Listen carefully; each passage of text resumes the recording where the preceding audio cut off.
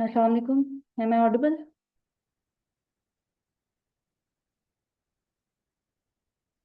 ठीक है, thank you so much for your patience. अच्छा, let me introduce myself. मैं स्क्रीन शेयर कर रही हूँ, मुझे बताइएगा स्क्रीन नज़र आ रही है आपको?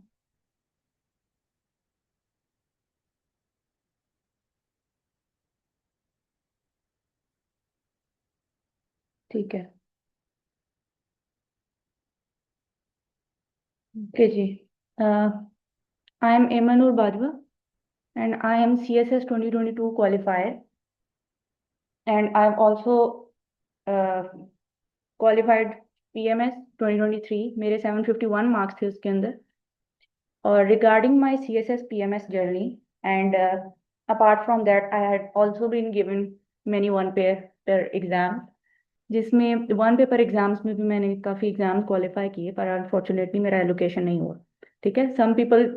सम of you will ask again and again कि मैडम एलोकेशन कहाँ पे हुआ, तो that's why I always address this thing first. तो regarding TBI the bureaucrats institute, यहाँ पे मैं 1 साल से पढ़ा रही हूँ। जीके का सेशन भी होता है मेरा, ठीक है, और एमपीटी के सेशन भी हमारे काफ़ी अच्छे गए हैं, जिसमें बच्चों को इंग्लिश ग्रामर के जो भी इश्यूज थे उनके वहाँ पे भी रिजॉल्व हुए काफ़ी हद तक। लेकिन फिर हमने ये चीज़ असेस की कि स्टूडेंट्स कुछ इस तरह के इलाकों से भी होते हैं जिनको की बेसिक इंग्लिश लर्निंग वैसे बहुत ज़्यादा वीक होती है। तो सीएसएस और पीएमएस की जर्नी के अंदर सबसे जो इम्पोर्टेंट कॉर्नर स्टोन है ना आपका, दैट इज आपकी अंग्रेजी ठीक होनी चाहिए। अगर आपकी इंग्लिश ही ठीक नहीं है तो फिर आप जो है कोई भी एग्जाम नहीं दे सकते। वो इस वजह से भी कि इंग्लिश लैंग्वेज बेसिक है इस पूरे की पूरी जर्नी का पार्ट। अगर एक इंसान, एक बच्चा एस्पायरेंट इंग्लिश अपनी नहीं ठीक लिख रहा, करेक्ट इंग्लिश होनी चाहिए इसके अंदर। सबसे पहले ये भी बात मैं आपको क्लियर करना चाहूंगी कि आप लोगों को हरगिज ये जरूरत नहीं है कि आप लोग जो है वो करें,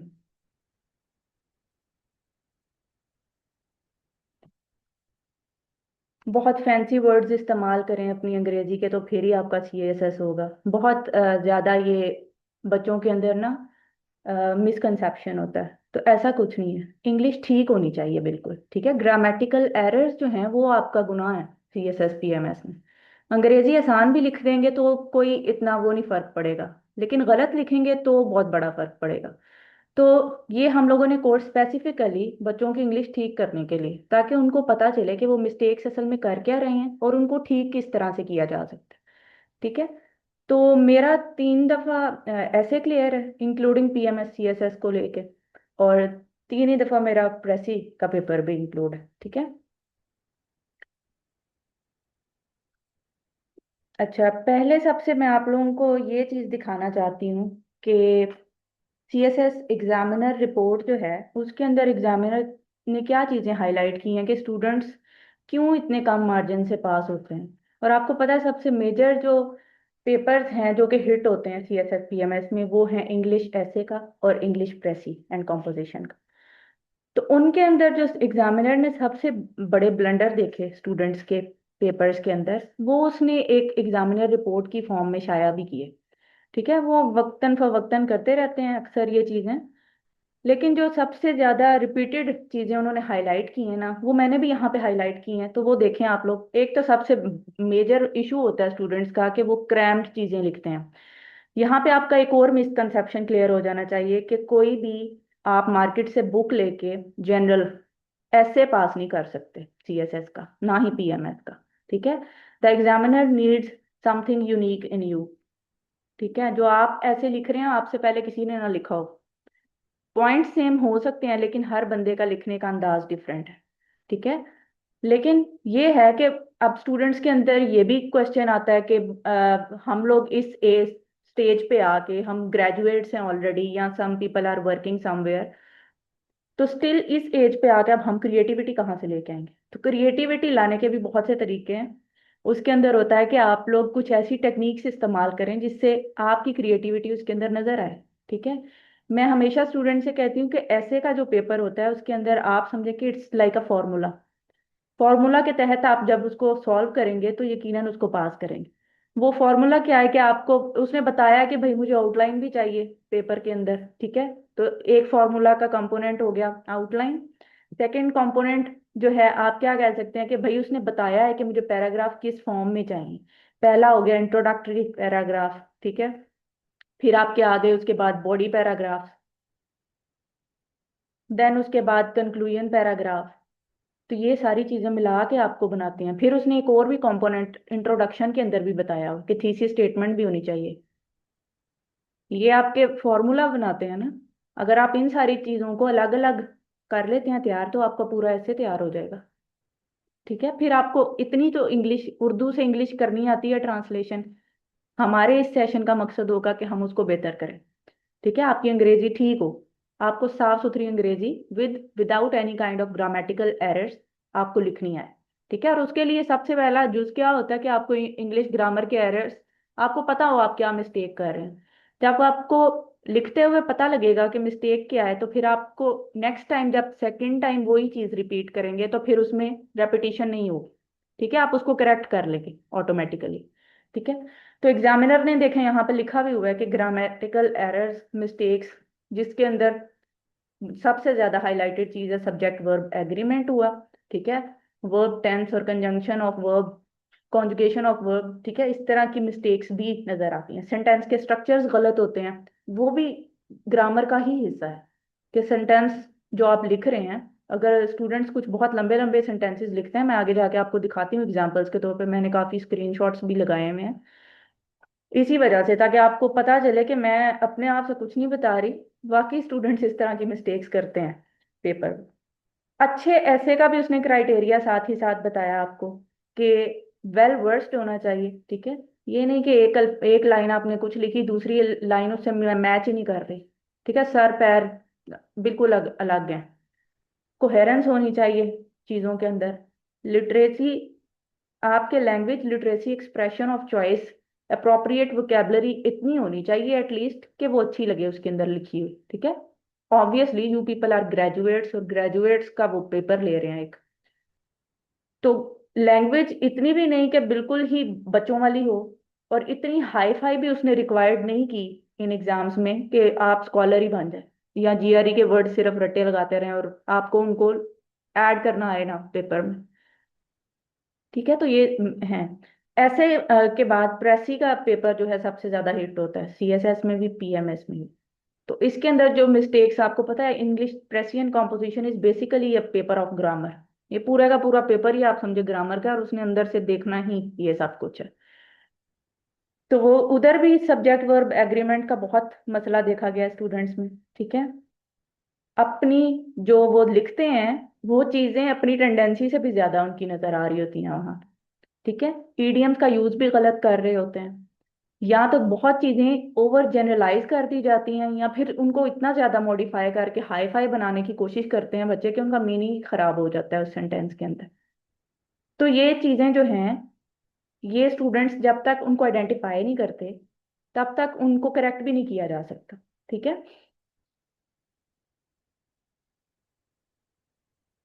ये वही बात, according to assessments 80 to 90% of the students fail, ये 90 प्लस ही है। आपको पता है, अगर आप फाइनल एलोकेशन लिस्ट देखें सीएसएस की भी और पीएमएस की भी, तो it only constitutes like 1.5% of the students. Total जो 20,000 तक बच्चे अप्लाई करते हैं इन एग्जाम्स में, 1% इज नथिंग,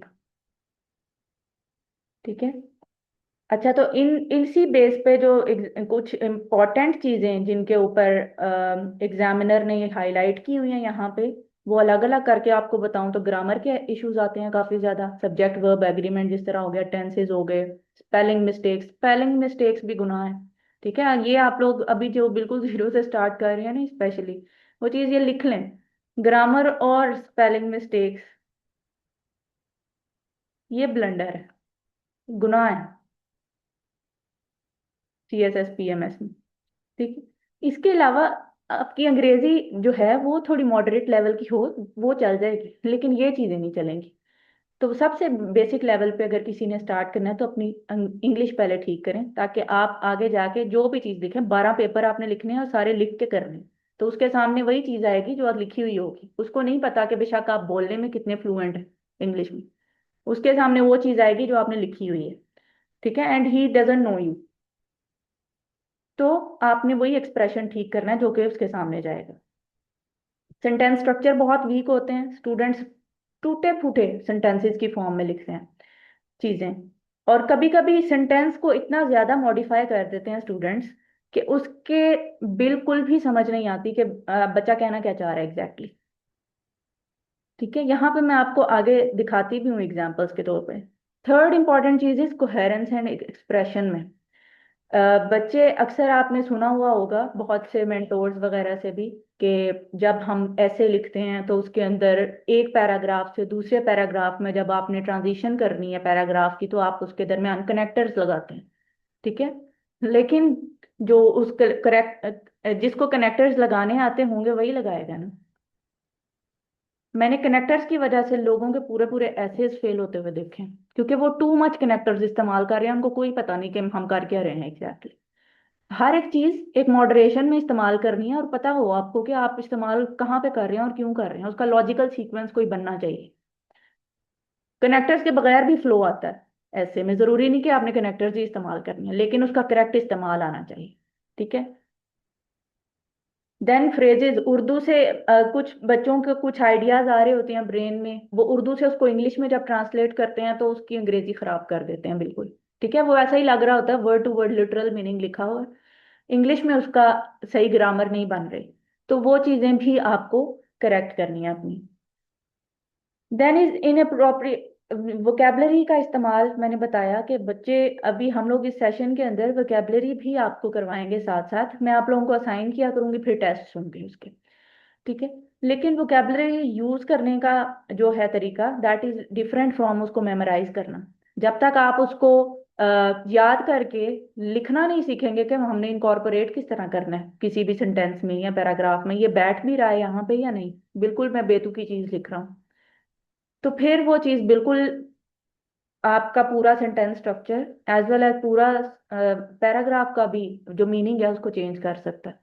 तो अक्सर बच्चों का ये एक बहुत बड़ा ब्लंडर होता है कुछ। और फिर एक मेजर इशू है कि आर्गुमेंटेशन स्किल्स बहुत ज्यादा खराब है।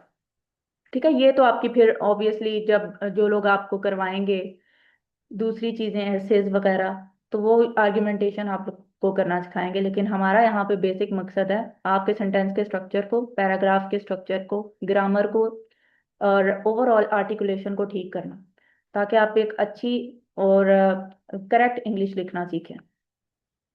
ठीक है, तो हमारा जो यहाँ पे इस सेशन के अंदर रोड मैप होगा that will contain tenses concepts practice के साथ। ठीक है, फिर हम लोग देखेंगे कि बहुत ये आपको बहुत बेसिक चीज लग रही होगी, लेकिन मैं आगे आगे जाके भी आपको दिखाती भी हूँ स्टूडेंट्स किस तरह के ब्लंडर्स करते हैं टेंसेस को लेके। फ्लो में लिखते हुए जा रहे हैं, कुछ लोगों के शुरू से ही टेंसेस बहुत अच्छे होते हैं तो उनके लिए बहुत अच्छी बात है ये, लेकिन कुछ स्टूडेंट्स के शुरू से ही, मतलब आप मैट्रिक से पहले की भी बात कर रही हैं, इवन मैट्रिक के बाद इंटर के बाद, तो उन्होंने देखे भी नहीं टेंसेस क्या होते हैं। तो टेंसेस की मिस्टेक्स जो है इसकी वजह से ग्रामर का जो बिगेस्ट ब्लंडर ये करते हैं कि टेंसेस की मिस्टेक्स बार बार करते हैं उसके अंदर, जिसकी वजह से ऑब्वियसली कोई भी अगर देखेगा उसने पहले पैराग्राफ पहली लाइन में ही कोई मिस्टेक देख ली, आगे जाने की उसको जरूरत नहीं पेश आती। आप ये ना सोचें कि आपका एग्जामिनर वहां पे बैठ के 2-2 घंटे आपका पेपर चेक करता है, नहीं। He barely gives 1 or 2 minutes to one paper. तो आपको अपने आप को उस लेवल तक लेके आना है और अपने एक्सप्रेशन को, अपनी ग्रामर को, अपने राइटअप को, कि वो देखे तो उसको कोई अंदर से गलती नजर ना आए। ठीक है, देन पार्ट्स ऑफ स्पीच ये करेंगे। इनको ये नहीं कि हमने 4-4 लेक्चर जो हैं इन्हीं सारी चीजों पे लगा देने हैं, नहीं। वो जिस चीज के जितनी वर्थ बनती है, like parts of speech are many, तो इनको मैक्सिमम 2 लग सकते हैं, टेंसेज एक में ही हम करेंगे। डायरेक्ट इनडायरेक्ट करेंगे, एक्टिव पैसिव वॉइस करेंगे। क्यों, ये क्यों जरूरी है? आप लोग जब राइटअप एक्सप्रेशन लिख रहे हैं ना पैराग्राफ, तो वहां पे ये सारी चीजें यूज होती हैं। आपने कुछ सेंटेंसेस डायरेक्ट फॉर्म में लिखने होते हैं, कुछ इनडायरेक्ट में। स्टूडेंट्स डायरेक्ट से इनडायरेक्ट करते हुए गलतियां कर देते हैं। उसके अलावा भी आपका जो कॉम्प्रीहेंशन का पेपर है, जो प्रेसियन कॉम्पोजिशन का पेपर है, वहां पे ये सारे डेडिकेटेड पार्ट्स आते हैं वहाँ। ठीक है, तो वो तो ऑलमोस्ट आपका like 80% of that paper will be covered in this session. prepositions punctuation के इश्यूज ये भी होंगे सॉर्टेड, ठीक है। कंप्रीहेंशन टेक्निक्स बताई जाएंगी आपको और वो प्रैक्टिस करवाई जाएंगी। देन वोकेबलरी, इडियम्स, इन सारी चीज़ों की ना एक्सरसाइजेज होंगी, मैं आप लोगों को असाइन करूंगी एंड देन हम आप लोगों के टेस्ट होंगे उस चीज़ के। और सेंटेंस करेक्शन रूल्स, तो 2000 ये इन सारी चीज़ों को मिला के जो चीज़ आप कह लें एक बनती है। और इसके अलावा भी कुछ इंपॉर्टेंट रूल्स हैं जो कि आपके करेक्शन में भी आते हैं प्रेसिएंट कॉम्पोजिशन के, और उसके अलावा भी जनरली भी आपके राइटअप में बहुत हेल्प आउट करते हैं। बेसिक पैराग्राफ राइटिंग की स्किल फिर एट द एंड होगी कि जो आपने चीज़ें पढ़ ली उनको आर्टिकुलेट किस तरह से करना है। आप कॉमन मिस्टेक्स देखें, स्टूडेंट्स के ही पेपर्स में से स्क्रीनशॉट लगाए हैं ताकि आपको समझ आए। अब मैंने एक स्टूडेंट को दिया था ऐसे, that was about globalisation. Is globalisation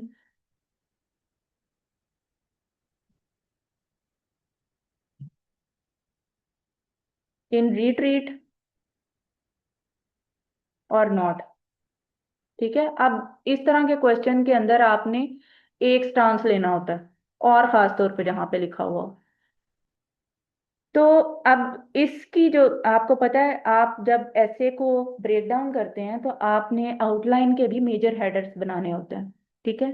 तो मेजर हेडर जो इसने साइड ली, that was how globalisation is not in retreat but only changing its form.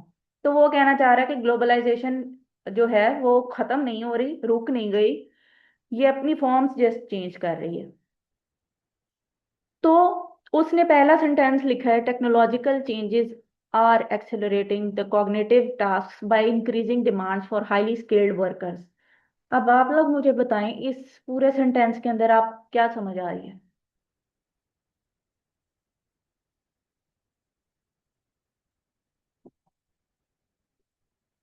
जो भी समझ आ रही है आप लोग, you people can tell in chats.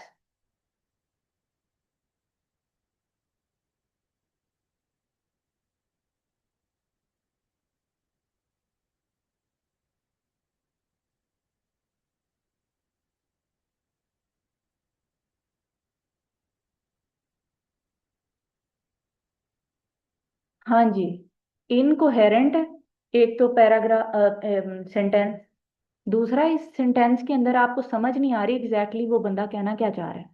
Yes, इसकी सेंस नहीं समझ आ रही।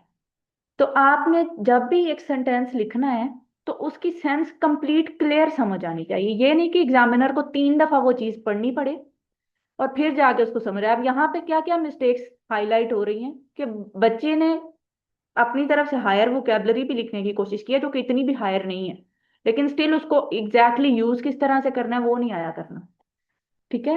और फिर जब आप यहाँ पे लिख रहे हैं technological changes are accelerating the cognitive task by increasing demands for highly skilled labour workers. अब वो कहना असल में ये चाह रहा है कि टेक्नोलॉजिकल एडवांसमेंट इतनी ज़्यादा हो गई है कि उसके लिए ये हाईली स्किल्ड लेबर जो है उसकी भी बहुत ज़्यादा डिमांड हो गई है। टेक्नोलॉजी इतनी ज़्यादा एडवांस हो गई है जिसकी वजह से अब जो इंडस्ट्रीज वगैरह हैं वो ज़्यादा डिमांड कर रही हैं आपको स्किल्ड लेबर की। तो इस चीज़ को बेहतर तरीके से किस तरह से लिखा जा सकता है?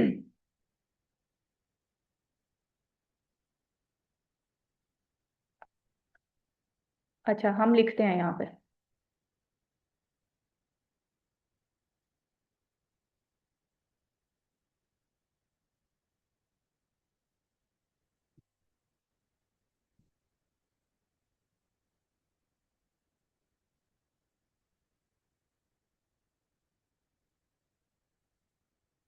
टेक्नोलॉजिकल एडवांसमेंट्स आर इंक्रीजिंग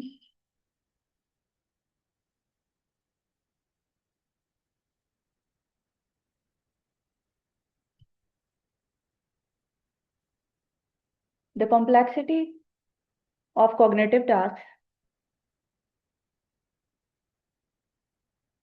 देखिए अब इसमें और उसमें क्या फर्क है कि वो बता रहा है एग्जैक्टली क्लियरली कि कॉम्प्लेक्स हो गए हैं टास्क जो हैं आपके कॉग्निटिव टास्क, वो कॉम्प्लेक्स हो गए हैं जिसकी वजह से अब किसकी वजह से हो रहे हैं? टेक्नोलॉजिकल एडवांसमेंट क्योंकि बड़ी तेजी से हो रही है।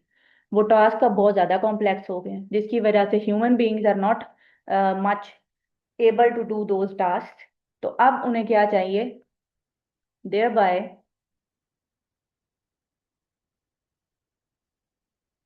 Raising the demand for highly skilled labour.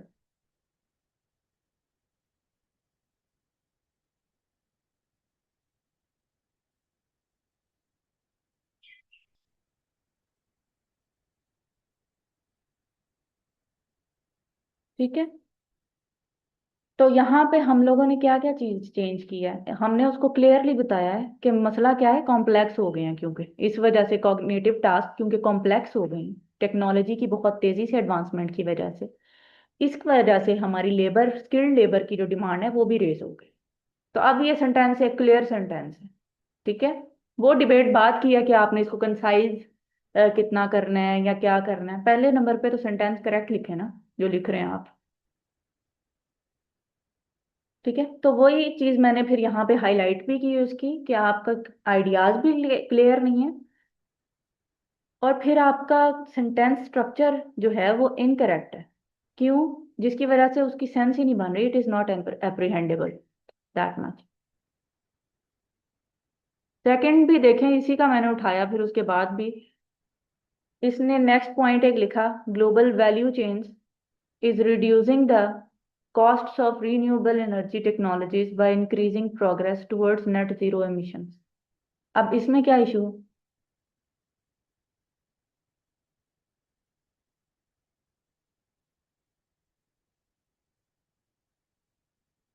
बिल्कुल हमजा, ठीक कह रहे हैं आप। अटेम्प्ट आपकी जो है ना, आपने वहां पे अपने आप को एक्सप्रेस करना है, उसको इम्प्रेस करने की कोशिश ना करें। अगर आपने इम्प्रेस करने में ज्यादा एफिशिएंसियां वहां पे झाड़ दी अपनी राइट अप में, तो अक्सर वो स्टूडेंट्स जो कि बिल्कुल सिंपल बैकग्राउंड से आए हैं, तो उन लोगों की फिर ग्रामर एकदम से या वोकेबलरी एकदम से जब बिल्डअप हो रही होती है तो उनको आर्टिकुलेट करना नहीं आता। उस चीज को आपने ऐड किस तरह से करना है पेपर के अंदर। तो बेहतर होता है आप सिंप्लिसिटी में ही रहें, यूज करें अच्छे वर्ड्स, लेकिन उनका यूज अच्छा होना चाहिए और ठीक होना चाहिए।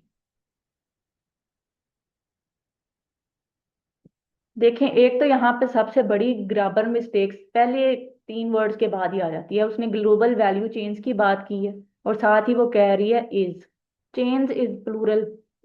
ठीक है। तो आप आर लगाएंगे, the cost of the cost आएगा of renewable energy technologies by increasing progress towards net zero emission. Complex बहुत ज्यादा सेंटेंस कर दी।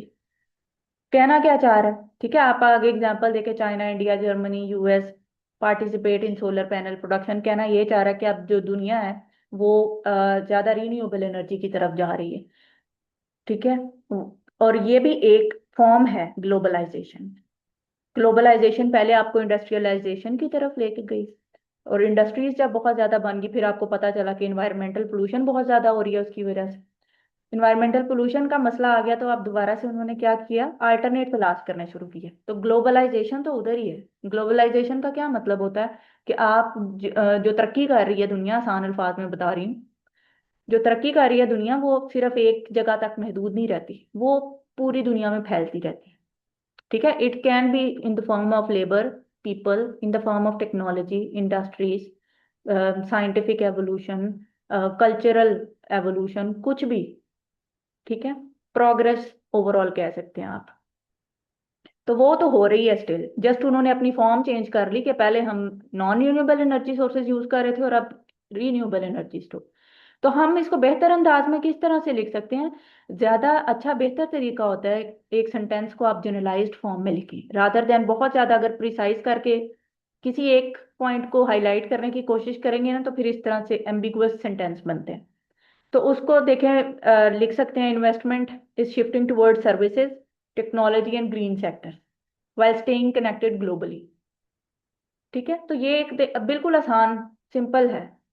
कुछ अल्फाज जो हैं, जस्ट वो इस तरह के हैं कि वो बिल्कुल डायरेक्टली उसको हिट कर रहे हैं, कि ये ग्लोबलाइजेशन को शो कर रहा है और ये आपको शिफ्ट भी शो कर रहा है साथ।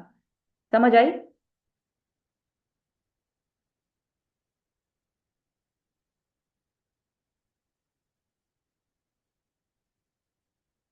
ठीक है।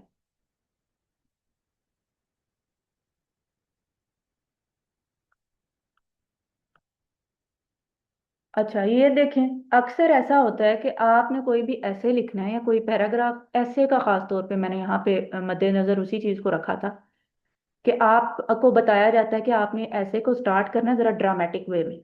ठीक है। आप ऐसे को स्टार्ट करेंगे इन अ वे जिसमें आप थोड़े चीजों को जनरलाइज्ड फॉर्म में पहले एक्सप्लेन करेंगे, उसके बाद आप आहिस्ता आहिस्ता करके उनको फिर लेके आएंगे मुद्दे पे जो आपसे एग्जैक्टली बात करनी है आपने। Like globalisation is in retreat के बारे में अगर ऐसे आ गया, तो चूंकि हम वो ही पहले थोड़ा सा डिस्कस कर चुके हैं इसीलिए मैं उसको आगे लेके चल रही हूँ। तो अगर ग्लोबलाइजेशन इन रीट्रीट के बारे में ऐसे आ गया, तो आप उसको ग्लोबलाइजेशन से स्टार्ट करेंगे। अब ये सोशल मीडिया का है फॉर एग्जांपल। तो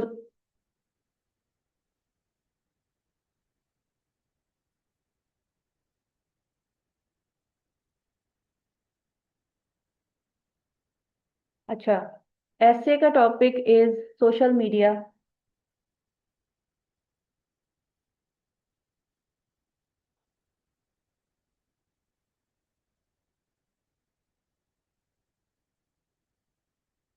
जी बिल्कुल।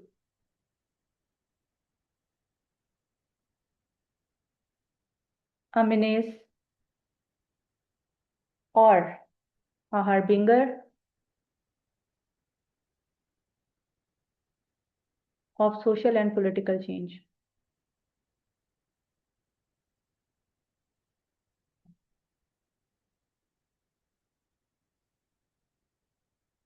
ठीक है। तो उसने जी लिखा है in the modern era of 21st century, social media is a very big thing which is connecting people, but it is also creating many problems like fake news and cyberbullying. So I think it is both good and bad, but it mostly, but mostly it is a menace because it breaks the society and causes political fight. This essay will talk about why it is a menace and how we can stop.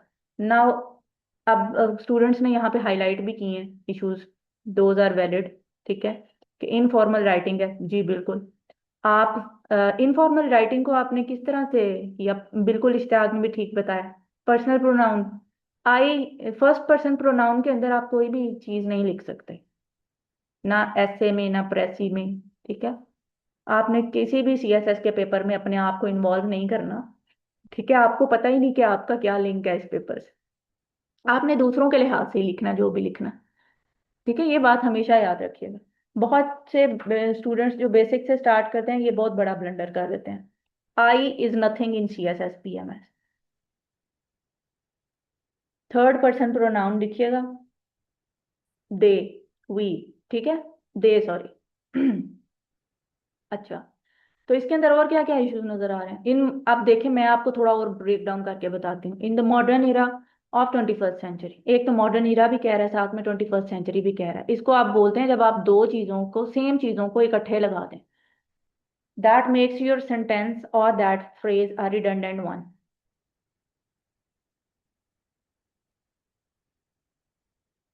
इसका मतलब होता है repetition किसी चीज की। 21st century का भी वही मतलब है जो मॉडर्न इरा का मतलब है। ठीक है। Then social media is a very big thing. Informal vocabulary यहाँ पे इस्तेमाल हुई है। ठीक है। अब इसको आप किस तरह से चेंज कर सकते हैं वेरी बिग थिंग को। What could be the some appropriate good words for this.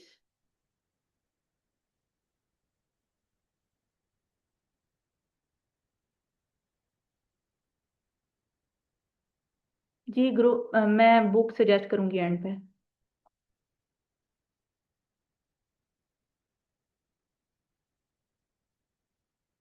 आप लिख सकते हैं इसको।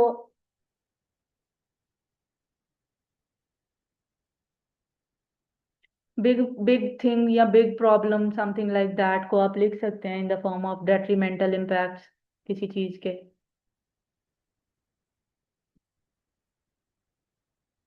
आई am just adding some vocabulary, जरूरी नहीं वो एग्जैक्टली यहाँ पे फिट हो जाए। आपको ये पूरे का पूरा पैराग्राफ ओवरऑल चेंज करना पड़ेगा वैसे तो। इट्स सो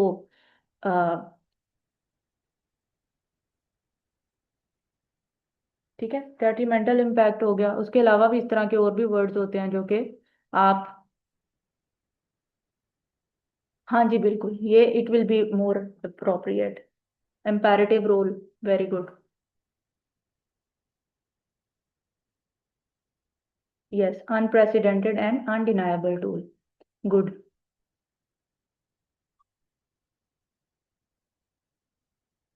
यस, बट और हाउएवर का भी इशू है यहाँ पे।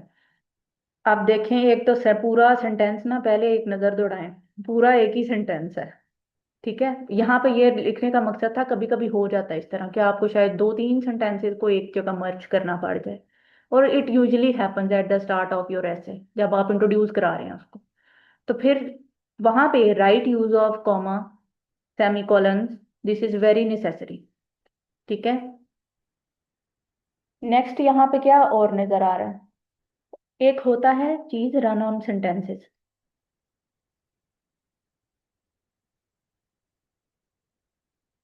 या फिर कॉमा सप्लाइसेस।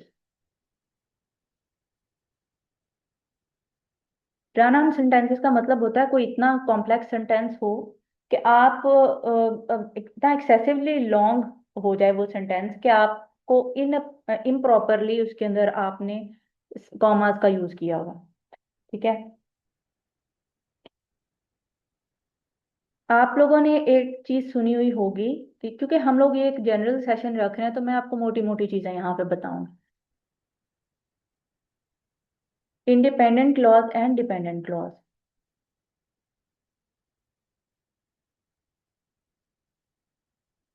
आसान अल्फाज में क्या होता है ये, कि एक ऐसा पार्ट ऑफ द सेंटेंस जो कि बिल्कुल इंडिपेंडेंटली एग्जिस्ट कर सकता हो। ठीक है, उसके अंदर सब्जेक्ट भी हो, वर्ब भी हो और ऑब्जेक्ट भी प्रेजेंट हो। वैसे तो सब्जेक्ट और वर्ब के साथ भी इट विल बी सफिशिएंट। तो वो अपना पूरा मीनिंग आपको इंडिपेंडेंटली दे रहा है, तो it will be called as independent clause. लेकिन अगर वो अपना जो है मीनिंग पूरा कन्वे नहीं कर रहा, तो यूजुअली वो इफ से स्टार्ट हो रहे होते हैं सेंटेंस, या कोई भी इस तरह की कंडीशन, जैसे बिकॉज, इफ, अनलेस, अनटिल, इस तरह की चीजों से। तो वो डिपेंड कर रहे होते हैं other part of the sentence पे। ठीक है, तो उसको डिपेंडेंट क्लॉज फिर बोलते हैं। तो इंग्लिश के अंदर आपको जब इस तरह रन ऑन सेंटेंसेस आ जाते हैं जिसके अंदर आपने मल्टीपल कॉमास यूज करने हैं, तो दो इंडिपेंडेंट क्लॉजेस को ना कभी भी एक सिर्फ कॉमास के साथ आप नहीं इकट्ठा जोड़ सकते। ठीक है, you have to use alternate punctuation marks, या कंजंक्शंस की टाइप्स, जैसे सबऑर्डिनेशन कंजंक्शन होगी, जिस तरह मैंने ये बिकॉज, इफ बताया। इस तरह की चीजें आप उसके अंदर इस्तेमाल करते हैं। आगे देखें, इसको हमने करेक्ट वे में किस तरह से अच्छे अंदाज में थोड़ा बेहतर तरीके से लिख सकते हैं। In contemporary landscape of the 21st century. अच्छा, ये भी देखें, अंग्रेजी में ये नहीं ज्यादा एक्सेप्टेड होता कि आप नंबर की फॉर्म में लिखेंगे उसको, आप उसको इंग्लिश की फॉर्म में ही लिखें तो वो ज्यादा अच्छा कंसिडर होगा। फिर इसको हाइफन के साथ कनेक्ट किया। ठीक है, नाउ यहाँ पे एक आपने कॉमा लगाया। Social media serves as a double edge sword, semicolon. ठीक है, आगे conjunction, it fosters global connectivity, it simultaneously engenders grave issues such as the proliferation of misinformation and cyberbullying। ठीक है, अब यहाँ पे आपको थोड़ी और शायद एक मिस्टेक नजर आए, although I've written it's corrected।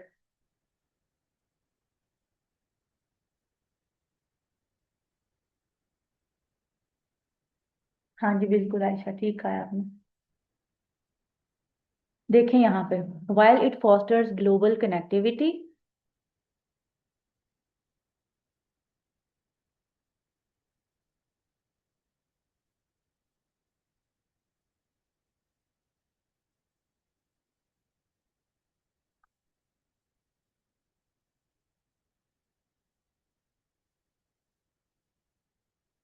I think it's fine now. ठीक है, यस, यहाँ पे इट की मुझे लग रही थी इशू, लेकिन इट्स फाइन, इट यहाँ पे आएगा।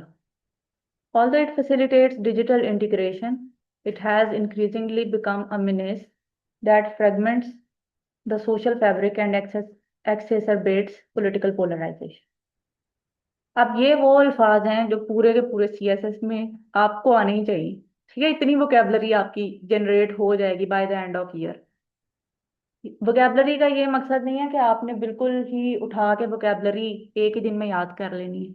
दिन के 5 भी अल्फाज याद करेंगे ना, तो कुछ महीनों में बहुत ज्यादा अल्फाज याद हो जाएंगे। लेकिन अगर 5 भी याद कर रहे हैं और वो इस्तेमाल करने नहीं आ रहे, फिर उन 5 का भी कोई फायदा नहीं।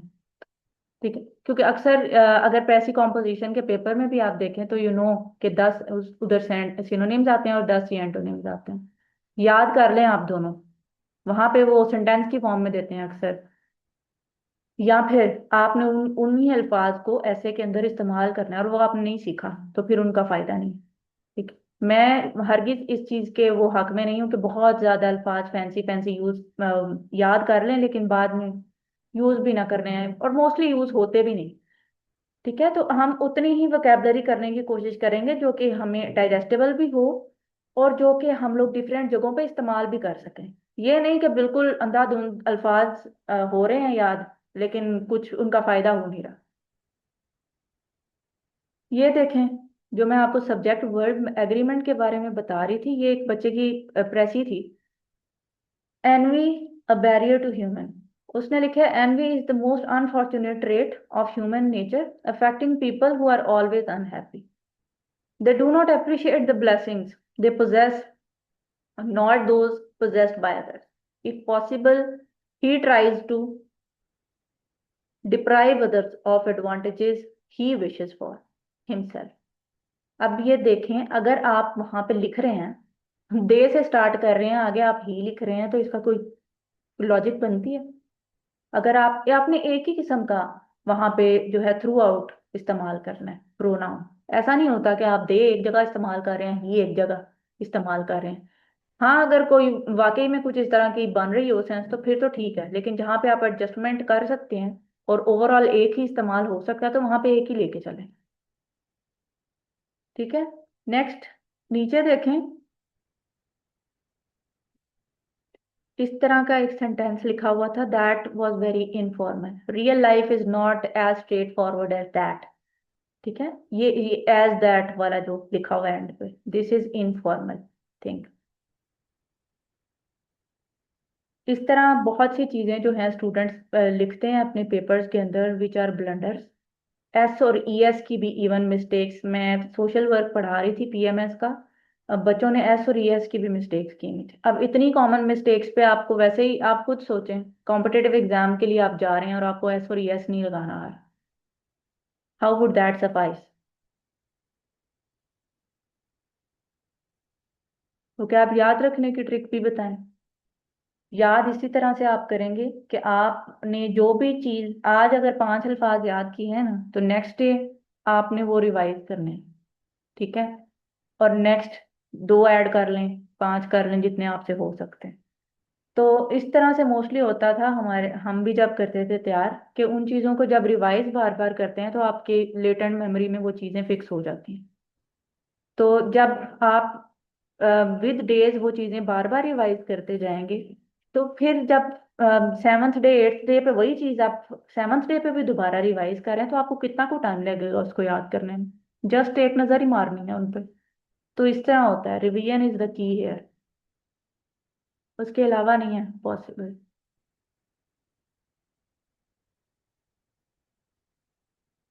अच्छा जी, ये सीक्वेंस ऑफ सेंटेंसेस, अच्छा ये मैंने 3 सेंटेंसेस लिखे हैं। एक ऊपर जो मैंने लिखा हुआ है, that is type of rule, two or more actions happening at the same time or around the same time in a sentence or passage, the sequence of sentences is same।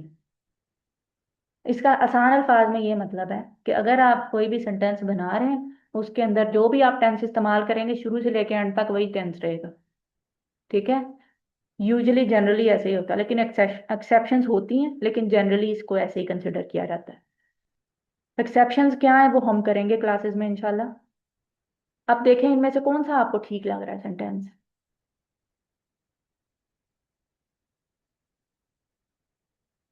When alarm clock ring, I just turn, stretch, and sleep again for 5 minutes.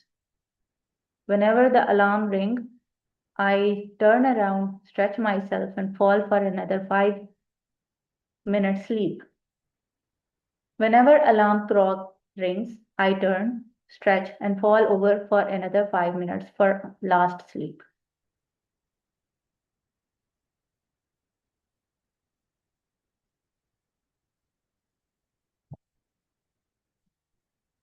Third is the correct option.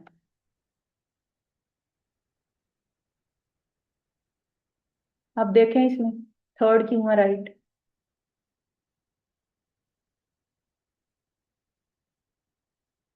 यहाँ पे second में क्या issue है। ठीक है, पहला तो आपने देख लिया क्लॉक के साथ रिंग्स आना था। ये भी यहाँ पे भी देखें क्लॉक रिंग्स है, पहला मसला तो यहाँ पे ही आ गया। I turn around stretch my self and fall for another 5 minutes sleep. एक तो ये फॉल के साथ ओवर आएगा यहाँ पे।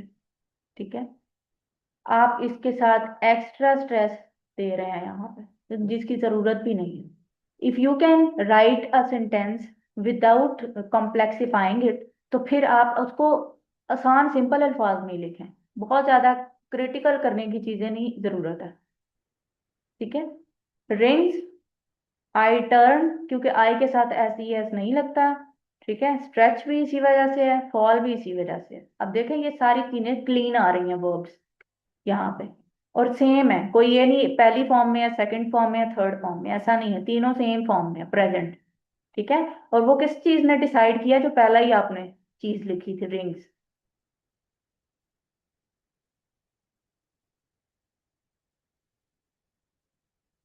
यस। अच्छा जी, आप लोग की थोड़ी सी ग्रामर हम एवेलुएट करते हैं अभी। आप मुझे बताएं, in the middle of night, when everyone was asleep, a loud strange noise came from the garden। Correction बताएं इसके। आप लोग बिल्कुल बेझिझक होके अपने जो है ना आंसर्स लिखा करें। कोई नहीं देख रहा आपको यहाँ पे, ना कोई जज कर रहा है।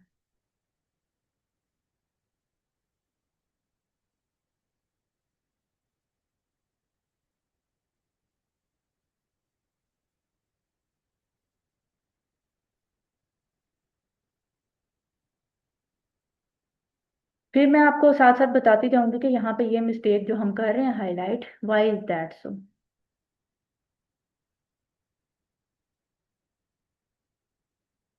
जी बाकी भी बताएं, कहाँ पे लगेंगे, बिफोर और आफ्टर विच वर्ड्स।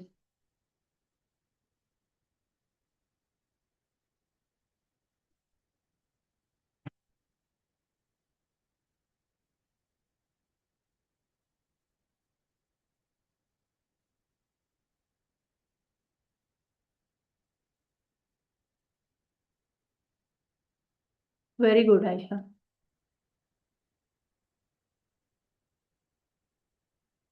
अभी मैं फर्स्ट पे ही हूँ, आप फर्स्ट पे ही रहें।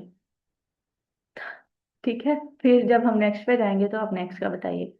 In the middle of the night, when everyone was asleep, a loud strange noise। अच्छा, इसमें ये होता है, it is called use of breaks in a sentence. इसका मकसद ये होता है जो आप सेंटेंस के दरमियान में एक चीज या एक फ्रेज की फॉर्म में चीज जो होती है उसको सेपरेट करते हैं with the help of comma. That means कि वो आपको बता रहा है कि ये एक एडिशनल इंफॉर्मेशन थी जो इस सेंटेंस के अंदर दी गई है। ठीक है, और सेंटेंस उस इंफॉर्मेशन के बगैर भी पूरा होना चाहिए। Like in the middle of night, अगर बीच वाला काट दें जो जिधर मैंने कॉमास लगाए हैं, ये वाला। ठीक है, a loud strange noise came from the garden in the middle of night, a loud strange noise came from the garden, this also itself is correct। लेकिन ये आपने एक एक्स्ट्रा इंफॉर्मेशन जो बीच में दी हुई है उसको सेपरेट करने के लिए कॉमास लगाए जाते हैं, तो ये ग्रामेटिकली फिर करेक्ट होता है सेंटेंस। नेक्स्ट देखें, she missed the deadline consequently she received a lower grade. अच्छा, यहाँ पे बताया था हमजा ने शी कॉन्सिक्वेंटली मिस्ड, क्या मतलब मुझे समझ नहीं आई इस बात की, सेंटेंस पूरा लिख के बताएं।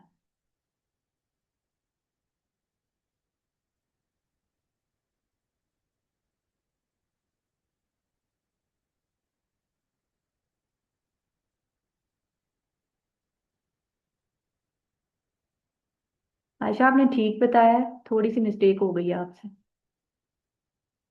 जो आपने सेमी कॉलन लगाना था, that should be in the start. और कॉलन ये जो है कॉमा बाद में आता है। ठीक है, इसको बोलते हैं, इस तरह के वर्ड्स को कंजंक्शंस बोलते हैं, जो कि आपके दो सेंटेंसेस को जोड़ते हैं। दो कंप्लीट सेंटेंसेस को जो चीज जोड़ती है, that is conjunction.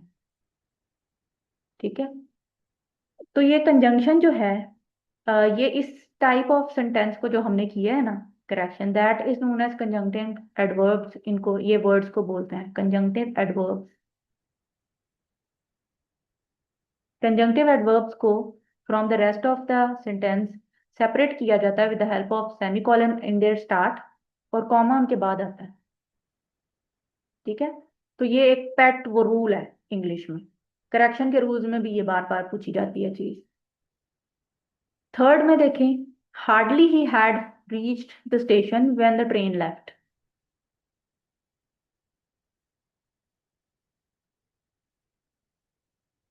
Hardly he had reached the station when the train left.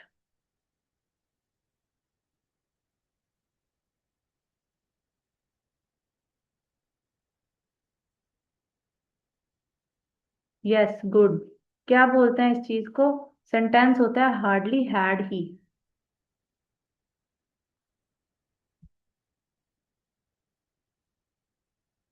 इसको बोलते हैं इन्वर्जन। अच्छा, मेरे साथ एक इशू होता था जब मैं पढ़ती थी इंग्लिश को, कि जब तक उस चीज को जो हम करेक्शन कर रहे हैं, तो यूजुअली इस तरह होता था कि ड्यूरिंग एफएससी या मैट्रिक हमें इतने ज्यादा नेम करके नहीं बताया जाता था कि मिस्टेक का नाम क्या है exactly. We usually use to रटलाइज थिंग्स। तो वो क्रैम करने के चक्कर में वो चीज़ों की अंडरस्टैंडिंग क्लियर नहीं होती। तो जब आप किसी चीज़ को, कोई मिस्टेक को नेम दे लेते हैं कि अच्छा ये इसका मतलब था एग्जैक्टली जैसे मैं आपको यहाँ पे बता रही हूँ, this is use of breaks, this is conjunctive adverbs, this is inversion with negative words. तो अब आपके जहन में एक चीज बैठ जाएगी, इसका नाम ये है जो हम कर रहे हैं। ठीक है। तो यहाँ पे जब भी नेगेटिव वर्ड्स में, जिस तरह हार्डली हो गया, अब ये वो नेगेटिव वर्ड्स हैं जो कि at the start of sentence आ रहे हैं। ठीक है। और स्कैर्सली भी इसी तरह आ सकता है। इसी तरह हार्डली, स्कैर्सली, नो सूनर। ठीक है। इस तरह के सेंटेंसेस के स्टार्ट में अगर आ जाए, तो आपने जो उसका है ना, ये हैड लिखा हुआ है, मोस्टली इसी तरह लिखे होते हैं, perfect form of the verb. ये आपने उसके फौरी बाद लिखना है, इन्वर्जन वर्ड के। ठीक है। उसके ऊपर ज्यादा इस तरह से स्ट्रेस पड़ता है, और ये एक, it is also very important correction in C S S P M S. Next देखिए, being a democratic country, corruption is still high in Pakistan.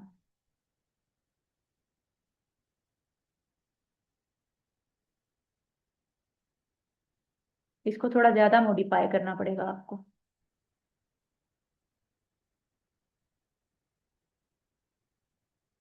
अच्छा हमजा, आप नेम क्या देते हैं इस मिस्टेक को? How did you identify that?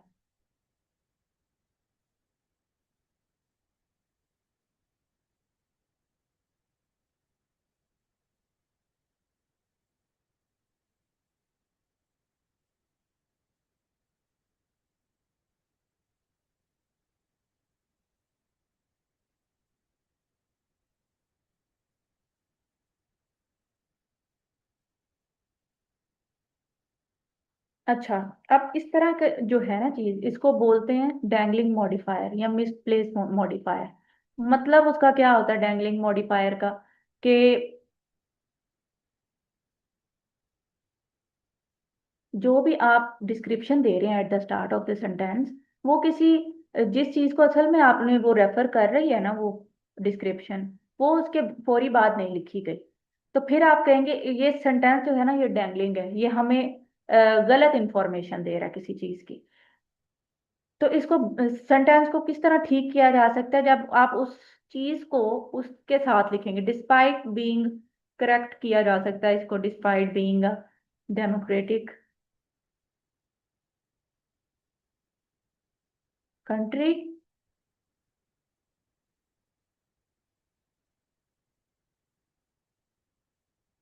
Pakistan. अब देखें, जिस चीज की डिस्क्रिप्शन दी गई है उसको आपने फौरी उस कॉमा के बाद लिखना है, ताकि पता चले बात किसकी हो रही है। ये बहुत बड़ी मिस्टेक है जो अक्सर स्टूडेंट्स करते हैं, पैराग्राफ की फॉर्म में भी चीजें लिख रहे होंगे, कॉमा यूजुअली आपको पता है हम फ्लो में इंग्लिश लिखते हैं, और जब हमने दरमियान में अ, अ, किसी चीज की डिस्क्रिप्शन दी and after that we use to put a comma, और उसके बाद हम उस चीज को फर्दर बता रहे हैं कि अच्छा ये हम इस चीज की बात कर रहे हैं, तो इस तरह के फिर सेंटेंसेस उल्टे सीधे लिख देना, उसकी वजह से सेंटेंस का पूरा स्ट्रक्चर गलत हो जाता है। तो जो वाकई में इंग्लिश के गुरुज बैठे हुए हैं ना वहां पे आपका पेपर चेक करने के लिए, उनके बाएं हाथ का खेल है ये चीज को हाईलाइट करना, देखना। ठीक है, वो बेशक फ्लो में भी कोई चीज देख रहे होंगे। अगर आप में से भी कोई किसी ने कभी कोई पेपर्स वगैरह चेक किए हुए हो, 4 5 6 पेपर चेक करने के बाद आपको वैसे अंदाजा हो जाता है यहाँ पे मिस्टेक्स क्या है ढूंढने वाले, तो आप ऑटोमेटिकली उन्हीं चीज को देखते हो। ठीक है, तो जिनका इतने सालों का तजुर्बा है उनको तो नहीं हम बीट कर सकते। तो Pakistan still has high corruption.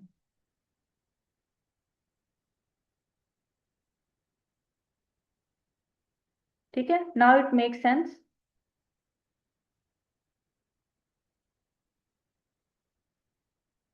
Yes, dangling modifier mistake इसको बोलते हैं, या फिर मिसप्लेस्ड मॉडिफायर भी बोल सकते हैं। आगे देखें जी।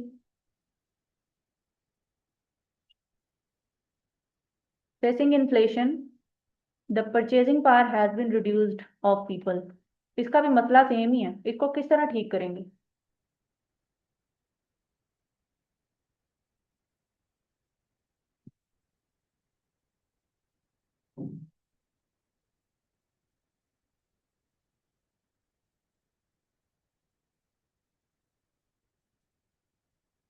एग्जैक्टली।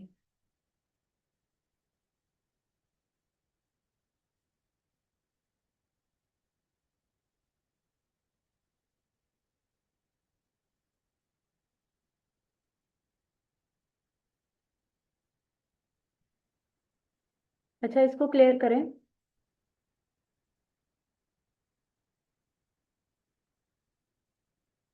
अच्छा, आपको पिछले सेंटेंस की नहीं समझ आई?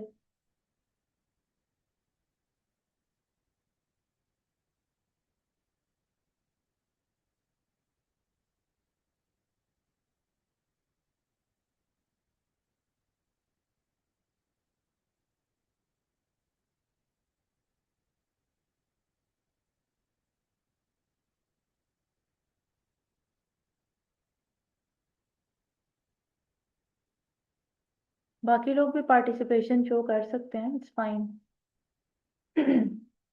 अच्छा, मैं देखती हूँ।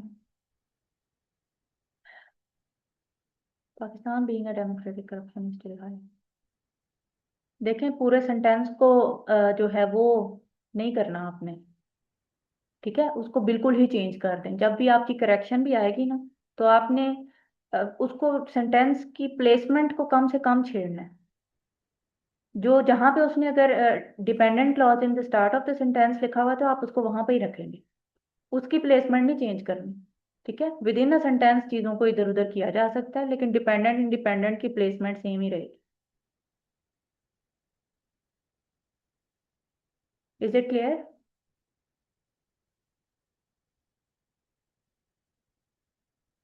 The purchasing power has been reduced due to inflation.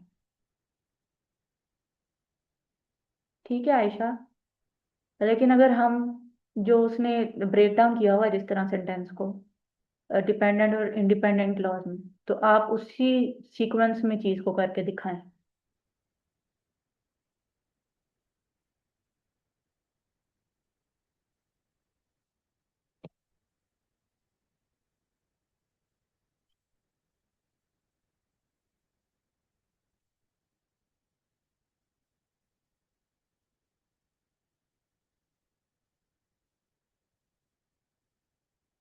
Like you can say due to inflation.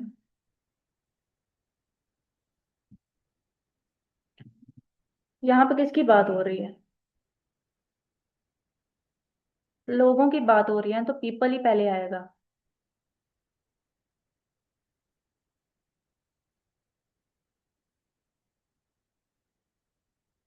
यहाँ the purchasing power of the people has reduced, yes.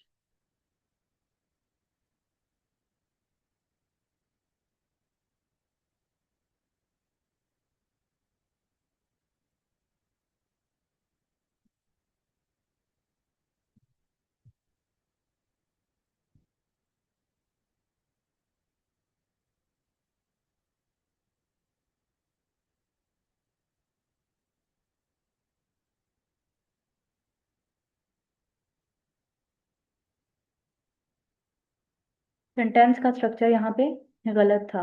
उसने पहले purchasing power has been reduced of people लिखा हो, तो आप उसको correct किस तरह से कर सकते हैं? People, purchasing power of people जिसकी बात हो रही है, जिससे आपने करना है इन्फ्लेशन को लिंक, ठीक है।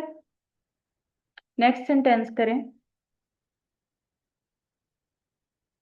Facing inflation.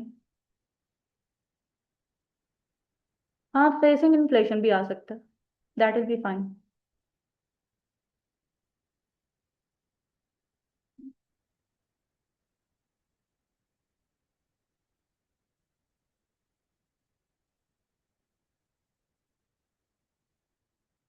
डैंगलिंग तब तक रहेगा जब तक आप जिस भी चीज को आपने डिपेंडेंट क्लॉज के अंदर मेंशन किया है, आप फौरी बात कॉमा के उस चीज को एक्सप्लेन नहीं कर रहे, उस चीज को रेफर नहीं कर रहे, तो फिर वो डैंगलिंग रहे। अगर आप कॉमा के फौरी बाद उस चीज को बता रहे हैं कि भाई मैं लोगों की बात कर रहा हूँ, purchasing power of the people की बात कर रहा हूँ, या फिर किसी और चीज की जिसके बारे में मैंने पहले बताया, तो फिर it will not be dangling.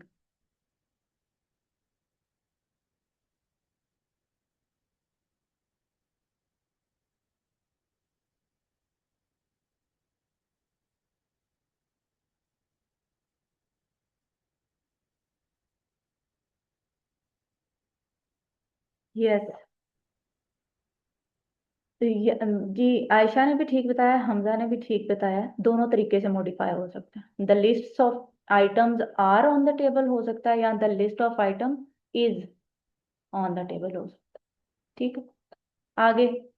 ये वही बात है, सब्जेक्ट वर्ब एग्रीमेंट इसको बोलते हैं, कि जो भी आपका सब्जेक्ट आया, वर्ब भी उसके लिहाज से ही होना चाहिए। अगर प्लूरल है तो प्लूरल हो, सिंगुलर है तो सिंगुलर। ऑल्दो के सब्जेक्ट वर्ब एग्रीमेंट के बहुत लंबे रूल्स हैं, वो भी करेंगे इंशाल्लाह। I shall not go before he came.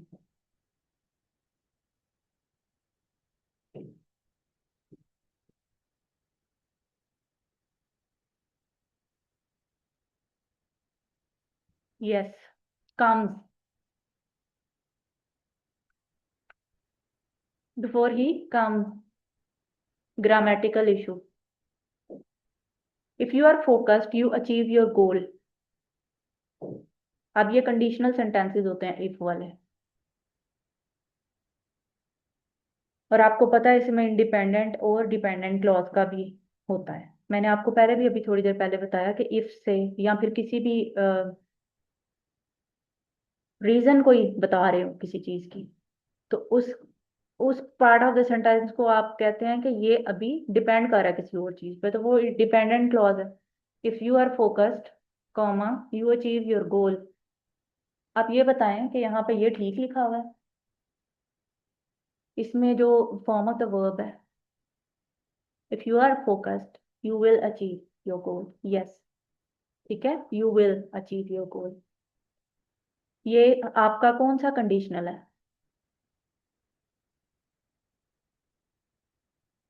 Zero में विल आता है? जीरो में विल नहीं आता, जीरो में सिंपल दोनों तरफ होते हैं। ठीक है, it's first conditional. Zero conditional के अंदर on both sides of the sentence आप सिर्फ simple form of verb use करते हैं जी। If they took him to hospital sooner he would not died. अब इसमें करेक्शन देखें, ये भी एक कंडीशनल सेंटेंस है, ग्रामर का भी इशू है अंदर। तो कंडीशनल सेंटेंसेस चार टाइप के ही होते हैं, वो हम पढ़ेंगे। तो उन चार फॉर्म्स को आपने याद करना है जस्ट, एंड जहां पर भी इफ वाले सेंटेंसेस आएंगे वो चार कंडीशंस जस्ट लगानी है।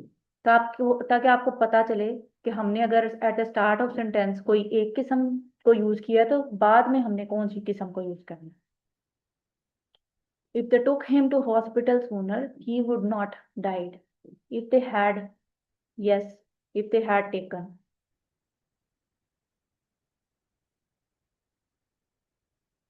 तो बाद में क्या आएगा? नहीं आयशा, आपका रॉन्ग है। This is third conditional. He would have, he would not have died. ठीक है, मतलब उसका कहने का मकसद ये है अगर इसको जल्दी ले जाते हॉस्पिटल में तो वो अ, वफात ना पाता। ठीक है।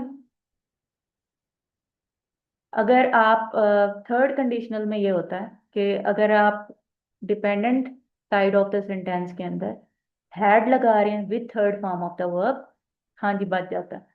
तो फिर जो बाद वाला आपका पार्ट होगा इंडिपेंडेंट, वहां पे आपने वुड यूज करना है और हैव यूज करना है।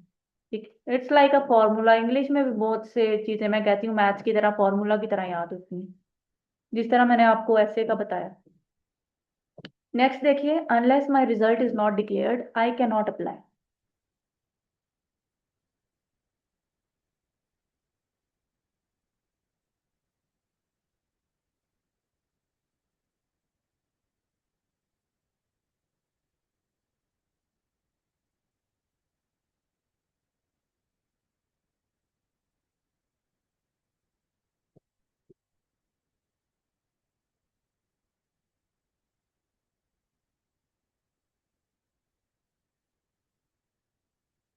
यस, अगर सेंटेंस के स्टार्ट में अनलेस आ गया है तो that means it already tells not. ठीक है, नो की सेंस ऑलरेडी उसके अंदर है, तो आपको डबल नेगेटिव कभी भी सेंटेंस के अंदर नहीं लिखना। That means unless my result is declared I can not apply. Plus यहाँ पे कॉमा भी आएगा। यस, ठीक हो गया। तो ये कुछ चीजें थी जो कि मोटी मोटी मैंने आपको बताई हैं कि ये सारी जितने भी कॉन्सेप्ट्स वगैरह होंगे हमारे फ्रॉम बेसिक टू कॉम्प्लेक्स, हम ये इस तरह लेके चलेंगे तो कंप्लीट आपका फाउंडेशन बिल्ड की जाएगी विद प्रैक्टिस। कुछ, क्योंकि मैंने खुद भी जब भी पेपर्स वगैरह चेक किए स्टूडेंट की बहुत ज़्यादा मिस्टेक्स होती ग्रामर की। तो जब तक वो करेंगे नहीं, उनको रिपीट नहीं करेंगे और उनकी मिस्टेक्स हाईलाइट नहीं होंगी, तब तक वो कभी भी उनसे बच भी नहीं सकते फिर बाद में। ठीक हो गया। तो वोकेबलरी का इफेक्टिव यूज किस तरह से होगा? ठीक है, correct identification of your mistakes and उसकी करेक्शन किस तरह से होगी? आप अपनी बेसिक लेवल से थोड़े एडवांस, थोड़े अच्छे अंदाज में इंग्लिश किस तरह से लिख सकते हैं, ये हमारा फोकस होगा। ठीक है, और इंशाल्लाह वो वन ऑन वन तो मैं हर सेशन में ही प्रोवाइड करती हूँ। और आपको पता है आपका 80% of the syllabus of precis and composition paper will be covered in this session, जो कि अक्सर स्टूडेंट्स इंडिविजुअली टाइम भी नहीं दे सकते उन चीज़ों। मैंने देखा है वोकेबलरी को, ईडियम्स को, फ्रेजल वर्ब्स को, ये सारी चीज़ों को, फिर करेक्शंस के रूल्स के ऊपर तो वैसे ही स्टूडेंट्स की जान जाती है। पंक्चुएशन का मसला, ठीक है, कंप्रीहेंशन का मसला, ये सारी चीज़ें will be covered in this session. Apart from these जितने भी वन पेपर एग्जाम्स होते हैं उनके अंदर भी आपको पता है स्पेशली एसपीएससी में एटलीस्ट 20 मार्क्स का वो देते हैं आपको इंग्लिश का पोर्शन। तो objective plus subjective based preparation होगी यहाँ पे आपकी, दोनों वे में आपको हेल्प आउट करेगी। तो जिन लोगों ने आगे सोचा हुआ कि हम वन पेपर एग्जाम्स के लिए भी अपियर होंगे तो it will be beneficial for them as well. ठीक है, तो ये जो पूछ रहे थे ऑनलाइन सोर्सेज क्या है, रन एंड मार्टिन सबसे ज्यादा रिकमेंड भी की जाती है, वो इसी वजह से सबसे आसान बुक है। ठीक है, it is easy to comprehend. इसको कोई खुद से भी पढ़ेगा उसको भी समझ आ जाए। फिर इंग्लिश ग्रामर एंड कॉम्पोजिशन, ये मैंने अपनी पूरी जर्नी के अंदर एक जो किताब इंग्लिश की ली थी वो यही थी सिर्फ। ठीक है, and it help me out. जिनकी इंग्लिश बेहतर है पहले से तो वो उनका गुजारा इससे भी हो जाएगा। ठीक है, वो इससे थोड़े प्रैक्टिस करके अपनी चीजें और बेहतर कर सकते। बाकी बेसिक्स है, जिन्होंने करना है वो ब्रेनन मार्टिन लेंगे पहले। ठीक है, तो हमारा सेशन स्टार्ट होगा फ्रॉम 27।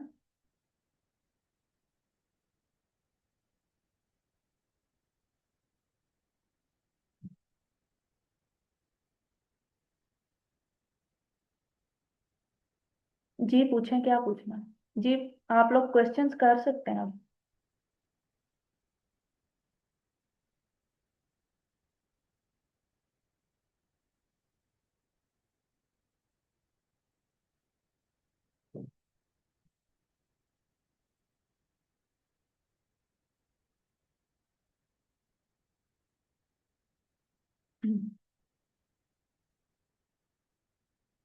मैंने एट द स्टार्ट ऑफ बताया आपको सेशन कि मेरा एलोकेशन नहीं हुआ। ठीक है, लेकिन आई क्वालिफाइड एग्जाम ट्वाइस।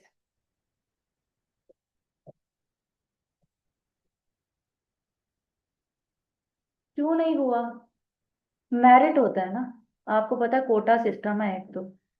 और कोटा सिस्टम में ये होता है कि पंजाब, NWFP, इवन आजाद कश्मीर तक, गिलगित बल्तिस्तान तक सबकी सीट्स हैं उसके अंदर। तो सबसे हाईएस्ट मेरिट जो जाता है वो पंजाब का ही जाता है। ठीक है, तो जब पंजाब का मेरिट इतना ज्यादा हाई होता है और उनके पास तो लिमिटेड नंबर ऑफ सीट्स हैं। फॉर एग्जांपल, अगर टोटल कमीशन ने अनाउंस की है कि हमारे पास 250 सीट्स हैं, ऑलमोस्ट राउंड अबाउट इतनी ही होती हैं हर साल। तो उसमें से आप सोच लें 120 से 130 तक जो है ना ऊपर की, वो पंजाब के पास आती। तो जिनके मार्क्स जो हैं वो उस उतने हाई हाईएस्ट मार्क्स के अंदर आ रहे हैं, टोटल मिला के इंटरव्यू प्लस आपका जो होता है रिटर्न मार्क्स। ठीक है, और प्लस आपकी साइकोलॉजिकल असेसमेंट के जो रिमार्क्स वगैरह होते हैं जो भी। तो वो टोटल जब आपका एग्रीगेट बनता है तो उसके अंदर अगर आप अप्लाई कर रहे हैं तो आपका एलोकेशन होगा, नहीं तो नहीं होगा। This is the simplest formula. तो इसी वजह से कहते हैं ना कि मार्क्स बहुत ज्यादा लेने जरूरी है। सिर्फ लेने नहीं है, पास नहीं करना सिर्फ आपने, एलोकेशन के लिए मार्क्स पंजाब में रह के ना आपको 700 प्लस CSS में टारगेट करना है। एंड ऑलमोस्ट 750 to 800 के दरमियान एटलीस्ट आपके PMS के लिए मार्क्स होने चाहिए।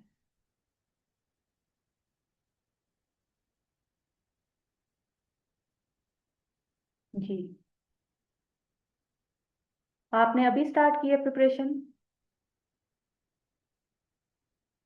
आयशा, आप अपना क्वेश्चन लिख लें। अच्छा अच्छा। क्या क्वालिफिकेशन है आपकी?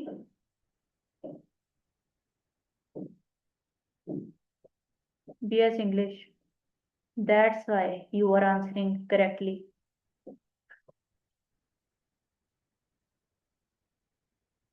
अब पता चला बच्चू। ठीक है, अब लॉ कर रहे हैं। अच्छा, गुड है। आयशा, आप क्वेश्चन तो लिखे ना, वन पेपर का क्या पूछना है आपने? आप सिंध से हैं? अच्छा। PMS सिंध के रिलेटेड 14 ईयर ऑफ एजुकेशन है आपकी। जी, आप पूछ लें हमसे।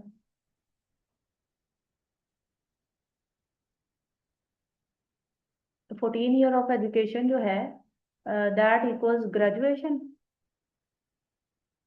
अच्छा, है क्या one paper?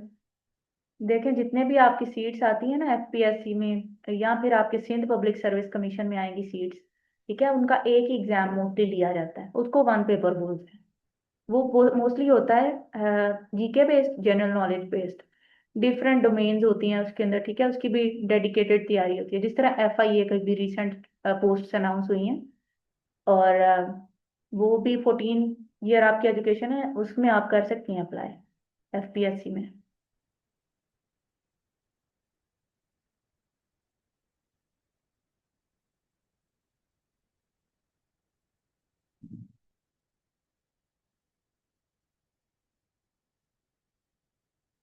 Practical English usage book. ये कौन सी बुक है? I have not heard of this book. अब आप इंग्लिश के हैं तो हमें क्या पता अब इंग्लिश में और कौन सी बुक है। अच्छा जी।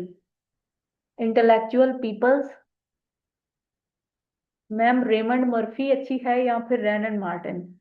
जो तो रैनन मार्टिन जिनको आसान लगती है वो रेमंड मर्फी पे चले जाएं फिर। ठीक है। लेकिन जो जिनकी अंग्रेजी काफी खराब है वो रैनन मार्टिन से ही स्टार्ट करेंगे। कोई मिस्टेक नहीं है। इवन कीज भी उसकी अवेलेबल है।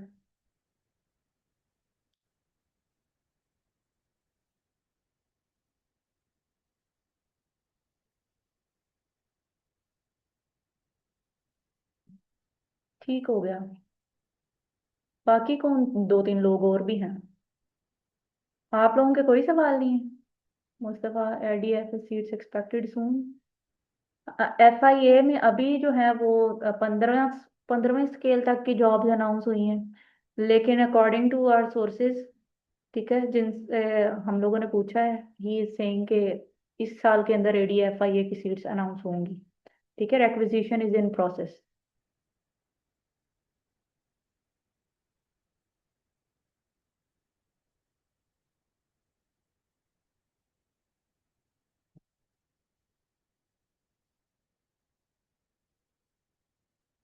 हाँ जी, और कोई सवाल किसी का?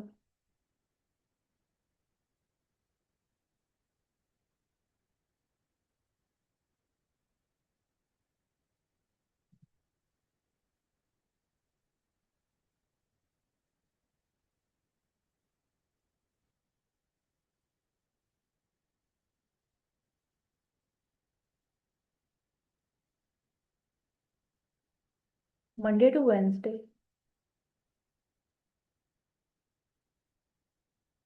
Monday Tuesday and Wednesday.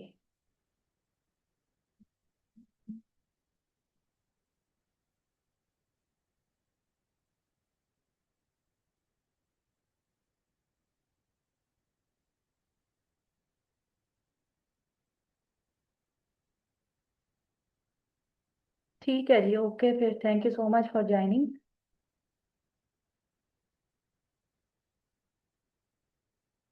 इंशाल्लाह जी, बेस्ट ऑफ लक। ओके जी, अल्लाह हाफिज, थैंक यू।